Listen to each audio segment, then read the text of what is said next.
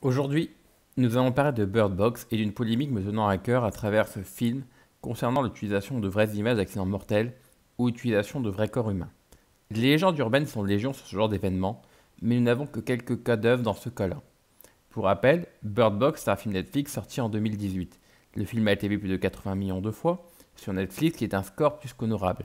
Une œuvre avec des grands noms, car nous retrouvons la très jolie et talentueuse Sandra Bullock, ainsi que John Malkovich. Donc, ces grands noms pour une série B honorable. Le film n'a qu'un budget de 20 millions de dollars, cette somme est assez dérisoire comparée au budget triple X de beaucoup de films d'horreur actuels. On peut remercier Netflix de continuer à financer de telles œuvres au budget moyen et de voir de plus en plus de stars s'y afficher, sans quoi elles n'auraient peut-être jamais pu voir le jour. Bird Box est un thriller fantastique de grande qualité qui sait parfaitement optimiser les ressorts de son postulat de départ. Pour le pitch, des créatures envahissent le monde et il ne faut pas les regarder sous peine d'être pris de velléités suicidaires. Il a comme seul véritable défaut de sortir quelques mois après sans un bruit, mais en est dédouané car écrit et produit avant sa sortie, auquel il a été fortement comparé. Pourtant, hormis un de nos sens au centre de l'intrigue, ici la vue, dans le film de John Krasinski c'est Louis, la présence de femmes sur le point d'accoucher et une ouverture magistrale et tétanisante, la séquence de panique initiale est à couper le souffle, les films n'ont que peu de choses en commun. Chacun transcend une voix qui lui est propre. S'il fallait rapprocher le film de Suzanne Bier d'autres films fantastiques, on penche davantage pour l'une des œuvres les moins célèbres de Monsieur Night Shyamalan, Phénomène, où une force surnaturelle poussait les gens à se suicider de manière similaire, et au chef-d'œuvre incompris de Frank Darabont The Mist, qui était une adaptation de roman éponyme de Stephen King. On y retrouve ce confinement oppressant d'un groupe d'emproie à des créatures avec la fin du monde en toile de fond. La sensation d'oppression étant ici peut-être moins radicale mais tout aussi prégnante. Ce dernier n'était en revanche pas avare à dévoiler les créatures, abandonnant le côté énigmatique de la menace pour se focaliser sur une critique du fanatisme religieux. Dans Bird Box, rien de tel. Le cinéaste danoise, plus connu pour ses drames, a choisi la suggestion en ne montrant jamais les créatures. Décision ô combien payante, puisque cela évite tout ridicule éventuel ou excès de gore facile et favorise fortement une tension latente et insondable. Contrairement également à un bruit qui jouait à fond sur la carte de la série B énervée, le survival de Beer flirte plutôt avec le drame et nous réserve quelques moments d'émotion intense, notamment sur la fin, et grâce à la prestation intense de Sandra Bullock. Celle du double accouchement, celle de l'émeute en ouverture comme on l'a vu, ou encore celle avec l'intrusion des évadés psychiatriques sont réellement implacables, que ce soit dans ce qu'elles montrent que dans la manière dont elles sont mises en scène.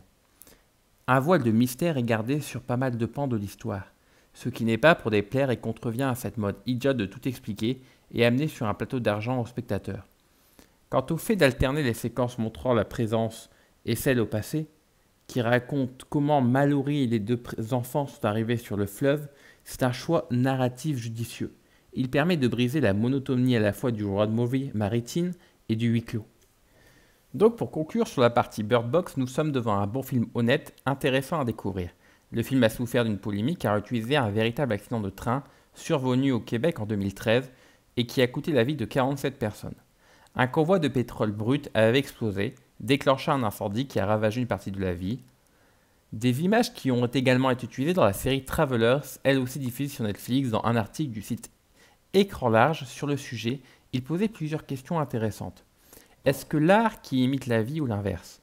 Jusqu'où doit-on aller dans l'utilisation du réel pour impacter les spectateurs dans une fiction? Où se trouve la limite, la frontière? Et la fin justifie-t-elle les moyens? Ce sont des questions qui sont posées dans beaucoup d'œuvres, comme dans Apocalypse Now, avec l'utilisation de vrais corps dans certaines scènes du film, ou encore dans Poltergeist, car l'utilisation de vrais squelettes coûtait moins cher à utiliser.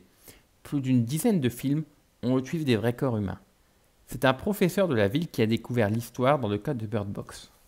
La question qui se pose, c'est comment de telles images ont pu se retrouver dans deux programmes d'un même diffuseur sans que personne ne fasse le lien avec leur provenance. La réponse est malheureusement simple. Les images ont été achetées à la société Pond5 de New York City qui vend des bandes d'images et de vidéos à diffuser pour les studios. Comment se fait-il que nous pouvons acheter de telles images pour des œuvres de fiction? Jeudi 14 mars 2019, soit 3 mois après la demande, nouveau rebondissement dans l'affaire qui est pourtant au point mort depuis longtemps. D'après Radio-Canada, la séquence sera finalement remplacée. La porte-parole de l'entreprise californienne a expliqué que l'entreprise et l'équipe du film étaient désolés de la peine causée à la communauté de lacs mégantiques. Je ne pense pas que dans le cas de Bird Box, ça a été fait de manière volontaire, mais plutôt par un concours de mauvaise chance. Ils voulaient des images impressionnantes pour illustrer une catastrophe. Ils ont acheté ces dernières sans savoir que l'événement venant de la catastrophe canadienne avait coûté la vie de 47 personnes. Il faut juste faire attention à ces sources.